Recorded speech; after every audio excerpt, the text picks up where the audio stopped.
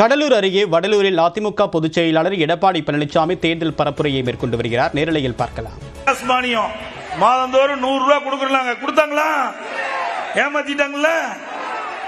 இப்படி ஏழை மக்களுக்கு கவர்ச்சிகரமா பேசி மக்களை ஏமாற்றி வாக்குகளை பெற்று ஆட்சிக்கு வந்த கட்சி தான் திமுக கட்சி.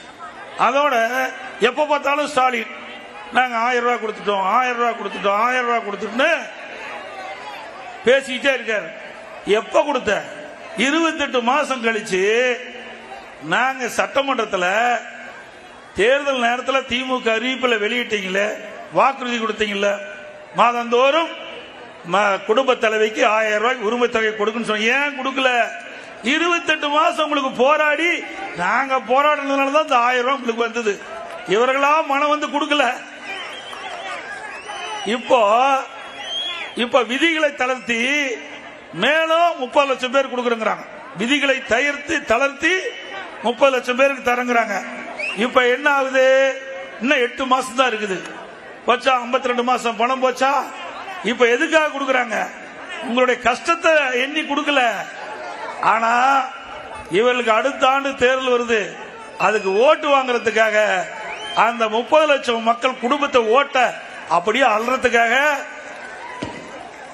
1000 ரூபாய் கொடுப்பன்னு சொல்லி இருக்கிறாங்க. வந்தாதான் நெசம். அதுவும் இப்படி மக்களிடத்திலே ஒரு குழப்பத்தை விளைவித்து கொடுக்கப்பட்ட தேர்தல் வாக்குறுதி நிறைவேற்றாம இன்றைக்கு வாக்குகளை பெறுகின்ற ஒரே கட்சி திமுக கட்சி.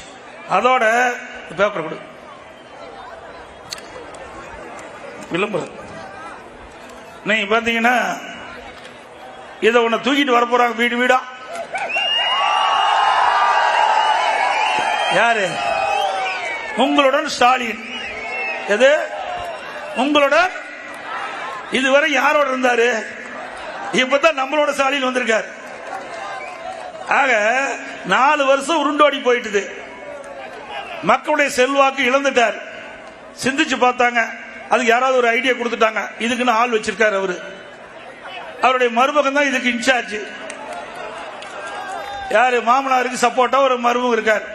அவரு இது மாதிரி மாமா நான் ஒரு விளம்பரத்தாள் அடிச்சு கொடுக்குறேன், இது வீடு வீடா போய் கொடுங்க சொல்லி இந்த விளம்பரத்தாள கொடுக்கிறார். இது என்ன சொல்றாரு? தொழில் வரி விதிப்பு, புதிய தொழில் உரிமம் சொன்ன வரைக்கும் எப்படி மக்களை ஏமாற்ற வேண்டும் என்று திட்டம் போட்டு ஏமாற்ற கூட்டம். அப்படிப்பட்ட கட்சி தான்.